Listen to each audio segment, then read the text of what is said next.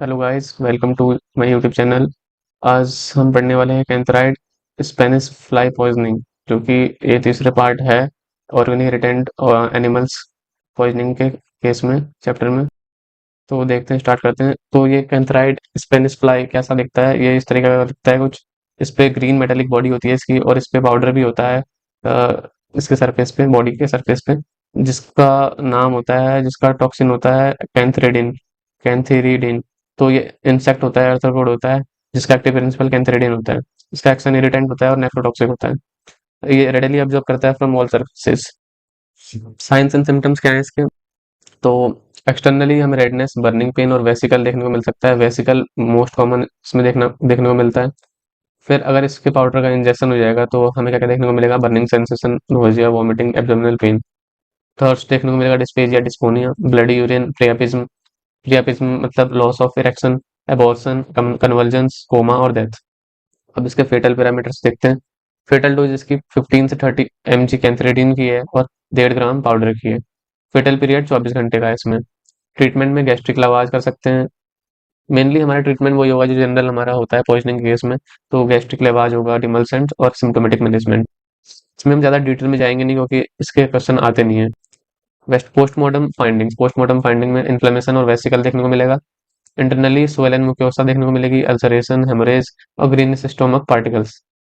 Kidney congested होगी और haemorrhage देखने को मिलेंगे कैलिसेस में। लंग्स इडिमेटस होगी और सब प्लूरा हेमोरेजिक स्पॉट देखने को मिलेगा। फिर आता है स्कॉर्पियन स्टिंग। स्कॉर्पियन हमारा कुछ इस तरीके का दिखता है। ये इंडियन रेड स्कॉर्पियन बोलते हैं इसको, जिसका साइंटिफिक नेम मीजोबोथस टेमुलस है। इंट्रोडक्शन में 100 स्पीसीज होती हैं अप्रोक्सीमेटली स्कॉर्पियन की इंडिया में। और फेटल केस रिपोर्ट करा गया है फ्रॉम इंडियन रेड स्कॉर्पियन से, due to acute pulmonary oedema की वजह से। और मेनली हमारा देखा गया है जो स्नेक पॉइजनिंग होती है, स्नेक के वेनम से भी हार्मफुल हो सकता है किसी केस में स्कॉर्पियन बाइट। तो स्टिंग लोकेटेड होता है इसके टेल एंड पे, इसके काटने वाला पार्ट होता है विद टू वेनम ग्लैंड्स, दो वेनम ग्लैंड्स की प्रेजेंस के साथ। इसकी वेनम में क्या प्रॉपर्टीज होती हैं? तो क्लियर होता है, कलरलेस, प्रोटीनस, टॉक्सल्ब्यूमिन होता है। टॉक्सल्ब्यूमिन का नॉर्मल फीचर ये है कि ये प्रोटीन सिंथेसिस को इनहिबिट करता है नॉर्मली। और इसका जो वेनम होता है हेमोलिटिक और न्यूरोटॉक्सिक दोनों होता है। हेमोलिटिक में ये ब्लीडिंग डिसऑर्डर करेगा और न्यूरोटॉक्सिक में नर्वस सिस्टम पे अफेक्ट करेगा। ये पोटेंट ऑटोनोमिक स्टिमुलेटर है, जिससे मैसिव कैटेकोलामिन रिलीज होते हैं और डायरेक्ट मायोकार्डियल इफेक्ट्स देता है। फिर देखते हैं science and symptoms. Science and symptoms में लोकल सिम्टम में क्या क्या देखने को मिलेगा? स्वेलिंग देखने को मिलेगी, रेडिएटिंग पेन, रेडनेस, पेरेस्थीसिया और हाइपरेस्थीसिया। और स्पेसिफिकली स्कॉर्पियन में हमें टैप टेस्ट पॉजिटिव मिलेगा। इसका मतलब है अगर हम टैप करेंगे बाइट साइड पे तो पेन ज़्यादा देखने को मिलेगा। सिस्टमिक फीचर क्या होंगे? Vomiting, nausea, restlessness, fever, headache, giddiness, blurred vision, abnormal eye movement, rhinorrhoea, lacrimation, sweating, slurred speech, fasciculations और seizure like jerks, bradycardia, cyanosis, convulsions और कोमा और रेस्पिरेटरी डिप्रेशन देखने को मिल सकता है, जो कि मोस्ट कॉमनली पल्मोनरी एडिमा और कार्डियक फेलियर की वजह से होता है, स्पेशली चिल्ड्रन में। कॉम्प्लिकेशंस में टैकिकार्डिया हो सकता है, हाइपरटेंशन और एरिथमिया, हाइपरथर्मिया हो सकता है, एब्डोमाइलोसिस और एसिडोसिस। ट्रीटमेंट क्या होगा इसका? स्कॉर्पियन, तो हमें सबसे पहले लिम्ब को मोबिलाइज करना है, इमोबिलाइज करना है जहाँ पर बाइट हुई है वहां पर, और प्रेशर बैंडेज अप्लाई करना है प्रोक्सिमल टू स्टिंग। इंसाइज कर देना है उस पार्ट को जहाँ पर स्टिंग हुई है, बाइट हुई है, और वॉश करना है उसको विद वाटर और वीक अमोनिया, या फिर बोराक्स से, या फिर केमनोफोर से। और प्रेजोसिन थेरेपी और स्कॉर्पियन एंटीवेनम इसमें हम देते हैं स्कॉर्पियन बाइट में। प्रेजोसिन 30 माइक्रोग्राम पर केजी पर डोज देंगे, 1 मिलीग्राम एडल्ट के लिए और 500 माइक्रोग्राम चिल्ड्रन के लिए।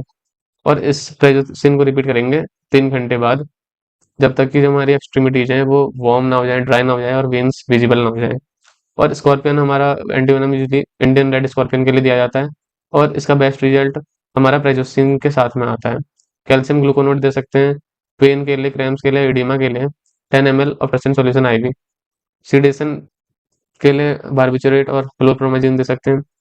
एट्रोपिन देंगे पल्मोनरी एडिमा को रोकने के लिए, और सिम्टोमेटिक केयर करेंगे। पोस्टमार्टम फाइंडिंग में क्या क्या देखने को मिलेगा? सबसे पहले है स्वेलन स्टिंग साइट, जहाँ पर बाइट हुई होगी वो स्वेल कर जाएगा, एक्वाइमोसिस हो जाएगा वहाँ पर। पल्मोनरी एडिमा देखने को मिलता है commonly, most commonly scorpion bite में। और मायोकार्डियल इन्फेक्शन भी हो सकता है।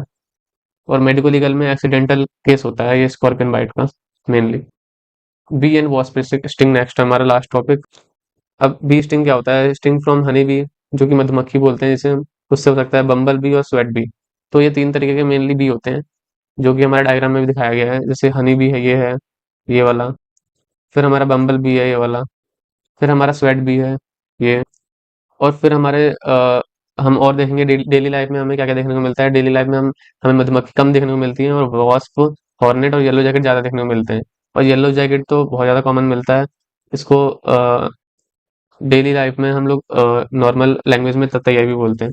हनी बी स्टिंग क्या होता है? हनी बी स्टिंग में जो इसके बाइट पार्ट होते हैं, इसके स्टिंगर होता है, वो हमारे बॉडी में अंदर रह जाता है, जिससे कि जो इसका एब्डोमेन है हनी बी का, वो रप्चर हो जाता है और जो मधुमक्खी है वो मर जाती है काटने के बाद। और फेटल रिएक्शन पॉसिबल है इसमें, क्योंकि इसमें जो हमारा स्टिंग है, इसका जो बॉडी पार्ट है वो हमारे बॉडी के अंदर रह जा रहा है, तो ये जो स्टिंग है इसकी, उससे फेटल रिएक्शन हो सकता है। जो हमारे नॉर्मल वास्प होते हैं, हॉर्नेट होते हैं, येलो जैकेट होते हैं, वो डायग्राम में दिखाया गया है। ये वॉस है, ये हॉर्नेट है और ये येलो जैकेट है। फिर नेक्स्ट हम इसके एक्टिव प्रिंसिपल में आते हैं।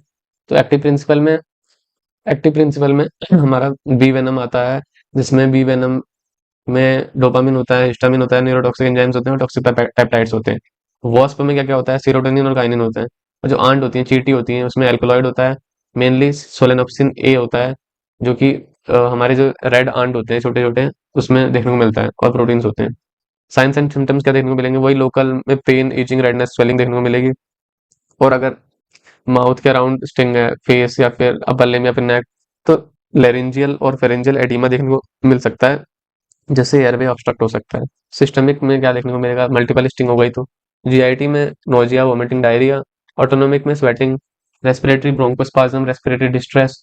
कार्डियोवैस्कुलर में हाइपोटेंशन, शॉक, न्यूरोलॉजिकल अनकॉन्शियसनेस। और इमीडिएट एनाफाइलेक्टिक रिएक्शन में क्या क्या देखने को मिलेगा? तो नोजिया हो गई, वोमिटिंग, डायरिया, सेम वही है सिस्टमिक वाले reaction. Urticaria, swelling, tachycardia, hypotension और रेस्पिरेटरी डिस्पेंटनेस, अनकॉन्शियसनेस। और डेथ हो सकती है 2 से 15 मिनट में।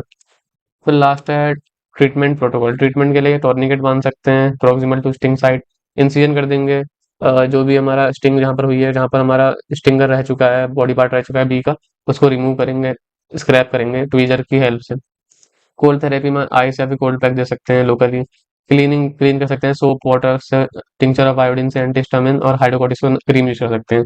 एड्रेनालिन देंगे सिस्टमिक रिएक्शन को कॉम्बैट करने के लिए। कैल्शियम ग्लूकोनेट दे सकते हैं 1 से 2 gram IV. Glucocorticoid for urticaria. Respiratory support using artificial respiration और ऑक्सीजन इनहेलेशन। और टेटनस इम्यूनाइजेशन कर सकते हैं, जो कि रिकमेंडेड है बी या फिर वॉस्प स्टिंग में। तो इस चैप्टर में इतना ही था।